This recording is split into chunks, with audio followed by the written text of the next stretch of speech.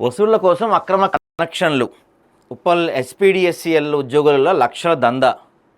ప్రభుత్వ భూముల దొంగలకు దొడ్డిదారిన విద్యుత్ కనెక్షన్లు.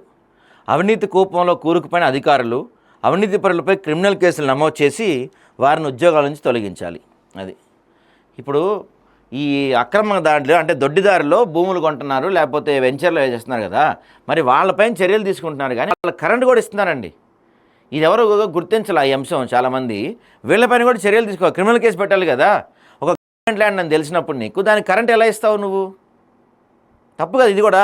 ఉప్పల్ ఎస్పీడీసీఎల్ అంటే తెలంగాణ రాష్ట్ర దక్షిణ ప్రాంత విద్యుత్ పంపిణీ సంస్థ ఉద్యోగుల నిర్లక్ష్యం, అవినీతి ప్రభుత్వ భూముల కబ్జాదారులకు వరంగా మారింది.